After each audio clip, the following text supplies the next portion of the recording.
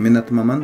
Негизи биз кичинекей кезден эле баягы сайыздын учурундагы тарбия менен тарбияланып, ал кезде Кудай жок деп ишенгендерди шылдыңдап, күлүп ушундай учурда биз тарбияланып калдык да. Бирок ошол кезде үйдө баары бир атам, апам, Кудайым, кудурети күчтүү Теңирим, кудуретиңин айланайын ата, жараткан Кудайым, Кудайым жараткан деп ушундай бала күнүбүздөн бир башка сезимди жүрөгүбүздө бар жараткан бар да кантип эле бул баягы окумуштуулар айткандай бир жарылуу пайда болуп, анан ошо жарылуунун негизинде ушундайлар болуп кеткен дегендер менин түшүнүгүмө такыр макул боло алчу эмесмин, түшүнүгүм кабыл алчу эмес ушундай нерселерди. Же болбосо эволюция жөнүндө баягы эң биз тарыхтан окуган алгачкы общиналык түзүлүш башында биз деген маймыл болуп, анан маймыл менен бир үңкүрлөрдө жашап, анан ошо маймыл адамдардын аң сезими өсүп отуруп, анан кийин адам болуп калды дегенге такыр эле макул болчу эмесмин. Анткени маймыл бойдон эле келатат. Бул жаныбар бойдон эле калып атат. Адамдын гени, адамдын генетикасы таптакыр айырмасы асман менен жерди, караңгы менен жарыктай болгондо бала күнүмөн деле ошо болгон ошол түшүнүгүм менен ушуларга макул болбой, бирок Кудай деген бир сезимим жүрөгүмдө мындай өсө берчү да чоңойгон сайын. Апаман апа Кудай каякта десем асманда, эмне кылып атат десем асманда баардык нерсени карап турат деп. Кичинекей кезимде мен партада отурганда аябай тартип бузбай мындай балдар мугалим эже жок болсо чырылдай берчү да, анан апам мынтип айтканда Кудай баардыгын көрүп турат, ошон үчүн тынч отурушуң керек депчи. Анан Кудай көрүп турат деп эле мен ушу тынч отура берчүмүн да. Анан мугалим эже келип калганда балдарды барып жазалап, мен болсо тынч отура берчү экенмин да. Анан көрсө ошол ички сезимдериме жакшы фундамент калыптана бериптир да. Чоңоюп калган кезде эле апам жаштын тилегин берет, Кудайдан тиле. Анан мен 16га чыкканда туулган күнүмдү жайында болчу. Туулган күнүмдү өткөргөндө айтып калды: балам, эми сен чоңоюп калдың, сен барып тоого барып туруп 40 ташты көмкөрсөң, андан ары Кудай сенин тилегениңди уга баштайт, Кудай тилегиңе жооп берет деп. Анан тоого чыгып алып, анан асмандагы Кудайга ушу сүйлөшүп: Кудайым, мен бактылуу болгум келет, мен дагы чоңойгондо жакшы адам болгум келет. Анан тилектеримди айтып туруп, анан таштарды көмөрүп, анан кичинекей таштарды көмөрүп коюп, анан ичимен балалык сезимим да мен аябай жалкоо баламын го, эмнеге кичинекей таштарды көмөрүм деп. Анан чоң таштарды көмүрөйүн деп, анан чоң таштарды көмүрө баштасам, баягы таштарды омкоруп туруп, анан аңтарганда алдындагы курт кумурскалардын баары үй жайсыз калгандай болуп, анан булардын баарын жаан болсо эмне болот деп мындай ошолорду көрүп алып, аябай кайра туура кылып атамбы, туура кылбай атамбы деп. Анан бирок баары бир 40 ташты деп айтпады эле апам деп, анан кайра 40 ташты көмөрүп, мындай ушундай бир бушайман болуп ушинтип жүрчүмүн да. Анан бирок бала кезде көп бир сөмөйүң менен мүрзөнү көргөзбө, жаман болот. Эгерде босогон аттаганда сол бутуң менен аттаба, анан эгерде бут кийим аңтарылып жатса аны оңдоп кой. Ушундай нерселерди айта берчү да, караңгыда ышкырба деп.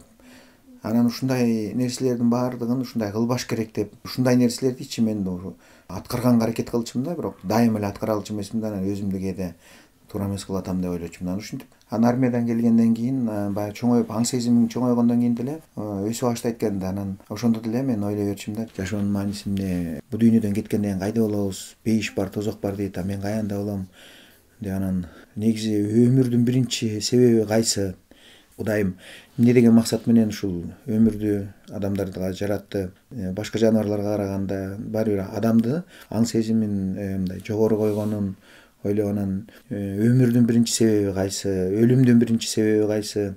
Мындай ушул баардык нерсенин себеби бар да, бир нерсе себеп аркылуу бул келди да деген ойлорум бар болчу. Бирок ушуга бир канааттандырарлык жооп таба албай ушинтип жүргөн кезде мен ушул 10ду бүтүп аткан кезде апам ооруп калып, анан бир жак уктасы инсульт болду да, жакшы кыймылдабай калды. Анан ошондо ичимен чын жүрөгүм менен Кудайыма: Кудай, сен барсыңбы?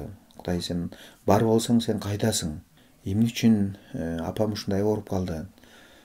Башка апалар деле жүрөт, алар деле мындай кээ бир жүрүш турушунда, жашоосунда мындай арак ичип, бирөөлөрдү жамандап, ушундай кээ бир нерселерин угуп көрүп калганда, менин апам антча эмес эле. Эмнеге Кудайым сенин жазаң менин апама тийди? Башкаларга караганда апам андайларды кылчу эмес тегерек чекесине кошуна апаларды чогултуп алып келиндери менен урушкан, же болбосо баягы алардын арыз муңун угуп эле анан чачын жууп берип, чайын берип, көйнөгүн жууп берип эле ушуларга кызмат кылып жүрчү да. Мен ойлочумун апам аябай адилеттүү, жакшылыкка умтулган, анан бирдеме болсо эле ушулардын кылганым ушу балдарыма келсин деп эле ушундай бир Кудайдан тилек тилеп жүргөн апам эмнеге жашоосунун акыры ушундай бир оору менен аяктап атат? Бул калыстык барбы, Кудай барбы, Кудай кайдасың? Бар болсоң эмне үчүн унчукпай атасың Кудайым? Эмнеге ушундай адилетсиздик жашоо? Апамдын оорусу дагы мен үчүн аябай оор болду. Анан ошондо издене баштадым. Кудай барсыңбы? Кайдасың? Эмне үчүн жооп бербейсиң? Эмне үчүн адилетсиздиктер толтура? Кээ бирөө адал эмгеги менен, адал аракети менен жашогонго ушунчалык кыйын болуп калды, кээ бирөөлөр арамырсык менен жыргап жүрөт. Эмне үчүн ушундай? Кудай бар болсоң эмнеге ушунун баарын карап турасың? Мен бар деп ишенем, бирок кайдасың деп анан ушундай суроолорду берип, анан көптөрү менен барып маектеше баштадым да, суроо берем. Анан сураганда эле жашоонун мааниси эмне? Биз өлгөндө кайда болобуз? Бейиште, тозоктобу? Тозокто болбой бейиште болуш үчүн эмне кылышыбыз керек? Көп учурда мен ушундай жоопторду угчумун. Эми пешенеңе жазылганды көрөсүң, маңдайыңа жазылганды көрөсүң депчи. Бирок бул жооп мени канааттандырган жок да. Анткени робот сыяктуу эмесмин да, мага жазылган. Анткени мен өз кылыктарыма, өзүмдүн кылган иштерим үчүн өзүм жооп беришим керек да. Анан эгерде жакшы аракет кылган адамдардын жыйынтыгы, жашоосу жакшы болуп, жакшы жыйынтыктар менен жашап атышат. Жаман ойлонгон, жаман жемиш жасаган, жаман аракет менен жашагандар туура эмес. Алар өзлөрүнүн үлүшүн алып атат. Ошондуктан баары бир жоопкерчилик бар.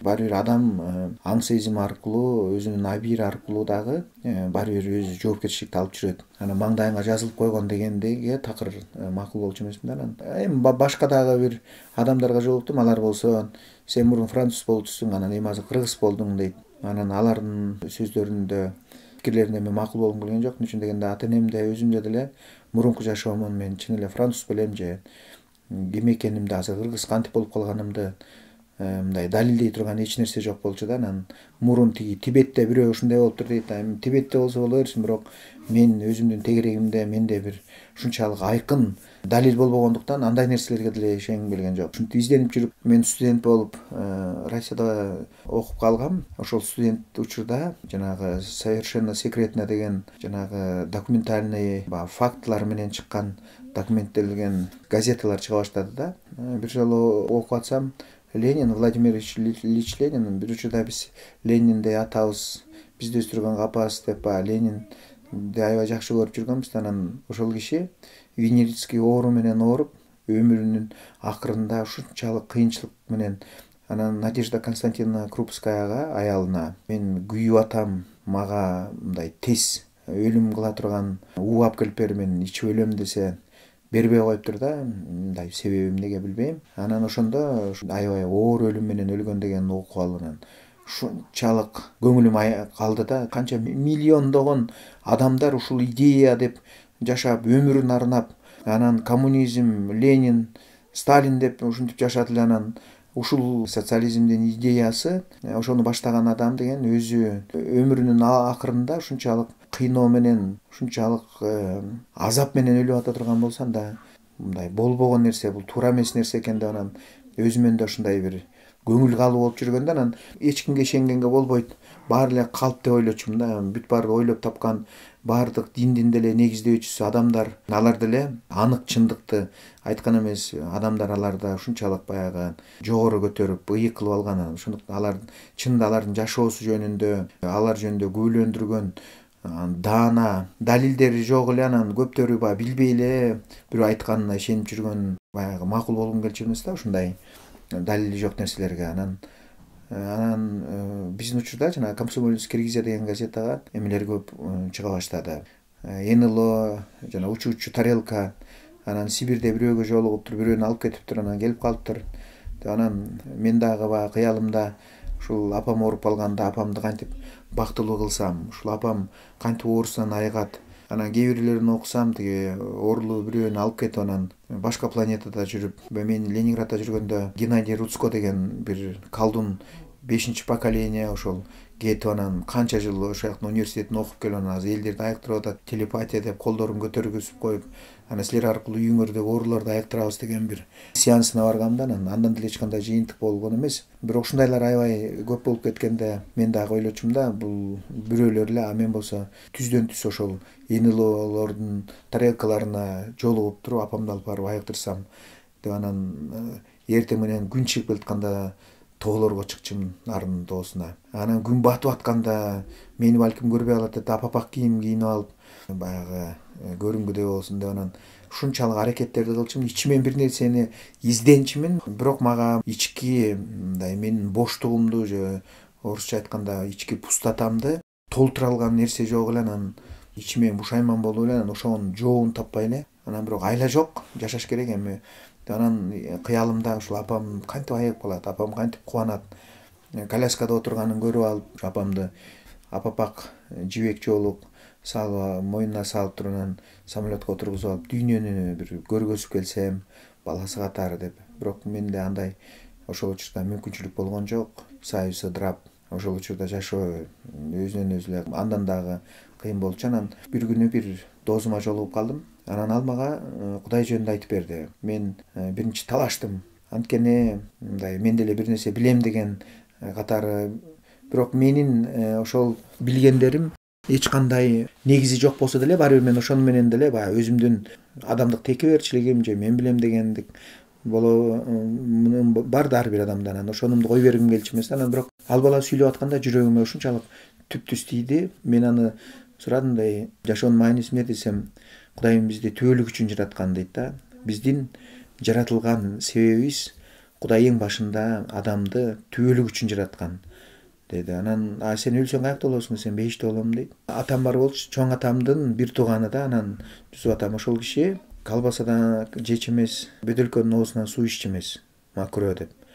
Анан ошол киши дагы мен бейишке барам деп айткан эмес да. Анан атам эгер ушинтип айтпаса, анан бул жаш бала армияда болду, жакшы жамандарды көрдү, анан каяктан ал мен бейиште болом деп айтат деп. Анан аябай таң калдым да. Анан сен кантип далилдеп бересиң, кантип бейиште болом деп десем, мен ыйык китептен чындыкты таптым. Кудай адамдардын күнөөсү үчүн жер бетине адам болуп келип, биздин күнөөлөрүбүздү өз мойнуна жүктөп, биздин каргыштарыбызды Кудайдын каарына алып өз мойнуна жүктөп өлүп, кайра үчүнчү күнү тирилип, анан бизге кечиримди белек катары бериптир. Адам кылган аракети менен эмес, Кудайдын ырайымы аркылуу, ошол Кудайдын кылган улуу керемет куткарылуусуна ишенип түбөлүк өмүргө ээ болот дегени мен үчүн аябай мындай башкача болду да. Анан айттым, макул, мен силер менен дагы сүйлөшөйүн.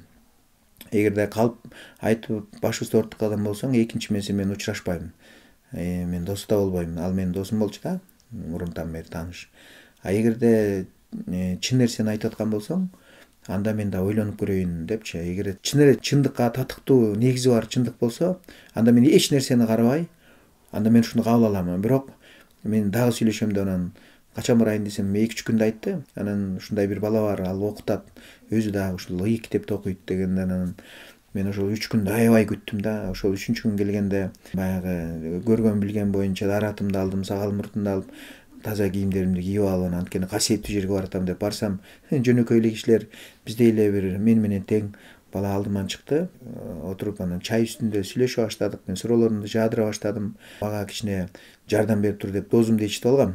Анан өкөлөп баягы аны жаргага майыл деп булам сурасак эле, ал ыйык китепти ачып туруп эле ошол биздин сурообузга ыйык китептен жооп таап берип атат. Анан менин башындагы суроолорума жашоонун мааниси эмне? Өмүрдүн биринчи себеби кайсы? Өлүмдүн биринчи себеби каяктан келген?